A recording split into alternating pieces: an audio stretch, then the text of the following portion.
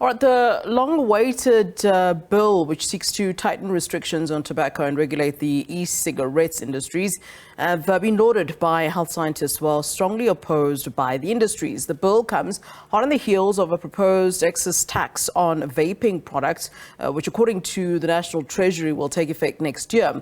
The proposed laws were first published in 2018 after Cabinet approved the draft bill.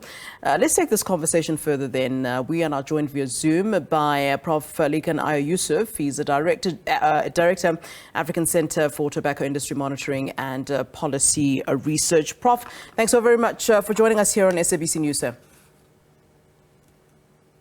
Good afternoon. Thanks for having me. You're most welcome. Let's start here. I mean, I understand that the bill does indeed seek to tighten restrictions on tobacco. Why? Were the rules, not already tight enough? I'm sounding like a smoker. I'm not. But were they not tight enough already? Well, they were not tight enough because it still costs South Africa government about 42 billion rands, a total cost that's made up of 14.8 billion in direct health cost, looking after those who are sick, and an additional 28 billion from costs related to premature death. 31,000 South Africans we estimate die every year as a result of smoking. So it's quite an expensive exercise for any government. We estimate this is about 1% of the GDP of South Africa. So it is definitely not enough. More importantly, South Africa is a signatory to the only public health international treaty called the WHO Framework on Convention on Tobacco Control. And so the current law is not in alignment with that framework which South Africa has signed to, and therefore the need to review the current legislation. All right. While we're talking about reviewing of the current legislation, then the next part of my question would then be if you could please just take us through, the main aspects of this particular bill and what it then actually means, in particular for smokers, but also the industries who, we understand at this point are not very happy. Well, I mean, I'll start by, talking about the industry. Industry will never be happy about any regulation or any legislation because they have a vested commercial interest to make profit. So they are not concerned about people. As long as they make profit, they usually move from those who are very young, and they know those who are then addicted will eventually die. So their focus is always to promote this to the young.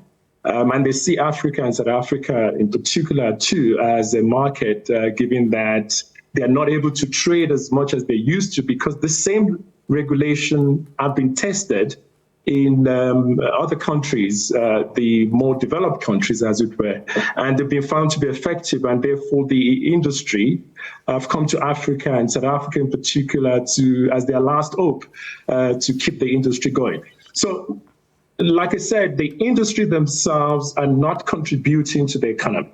The product that they sell, if uses as intended, it's going to kill half of the users. So it's not a product we should be so worried about if the industry were not to exist. However, the bill is not to ban tobacco because I see they try to make sure that people are confused by going back to the ban that happened last year. This is about regulation.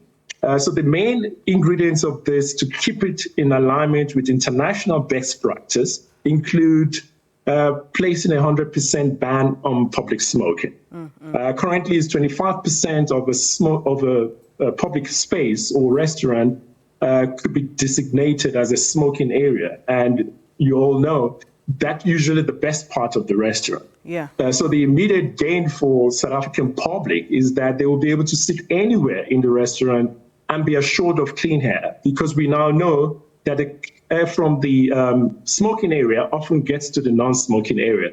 There's no engineering or ventilation that can keep it away. You also will have graphic warning on the packs, which is going to be very effective in letting even the illiterates understand the effect of smoking. And of course, this extends to e-cigarettes as well.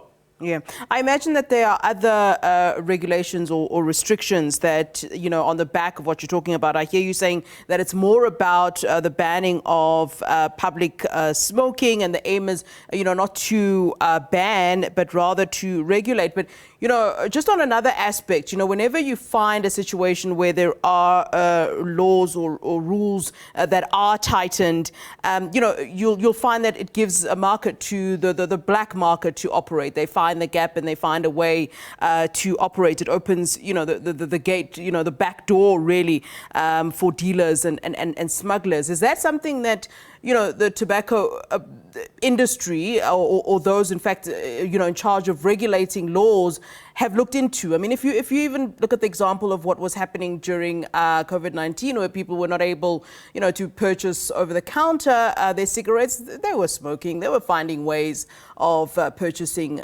cigarettes. So even with these laws and tight restrictions, the tobacco industry does find a way. So yes, I think, again, it's important to clarify, this is not a ban. Last year was a ban.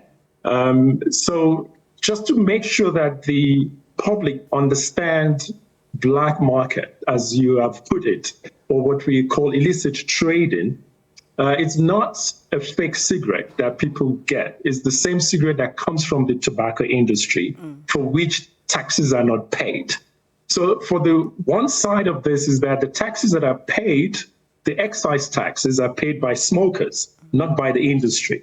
So if the smokers do not buy the cigarette, the 12 billion that goes through the tobacco industry to government will go to some other industry, whether they're going to buy shoes, buy education, and create employment in this new industry that's going to be a much more healthier and sustainable. So we do not see how this bill could promote illicit trading because it's not a ban. For many years, South Africa implemented tobacco control legislation since 1995. We did not see illicit trade in the extent that we saw it in the last, say, 5-7 years. What we now know is that the drivers of illicit trade is corruption and crime. It's not legislation. So if there's not enforcement within SARS, because we now know from not just Commission, from Zondo Commission, there were people within SARS that worked with tobacco industry to ensure that the harm of the SARS that usually controls illicit was actually captured. And this is why we have the problem with illicit trade in South Africa. It is driven by the greed of tobacco industry. So they cannot turn around and say this is because of the bill. So the bill itself is independent of the crime and the enforcement that needs to happen that is related to corruption and the crime of illicit trading and not paying taxes on cigarettes. Yeah, I imagine that there are, quite a few conversations and input from different industries, not just the tobacco industry, on this particular bill. And while we're showing some graphics while you were talking, some of those graphics were showing, people in a restaurant drinking and smoking. And I wonder if you've started to get some input from restaurants who would perhaps think, this might affect them, given the fact that, some people do like to have, a beer and a cigarette at the same time, or, this is just how people socialize. I mean, are restaurants at this point concerned and giving feedback on what they think about this bill? To the best of my knowledge, the department consulted all stakeholders, including ourselves as research.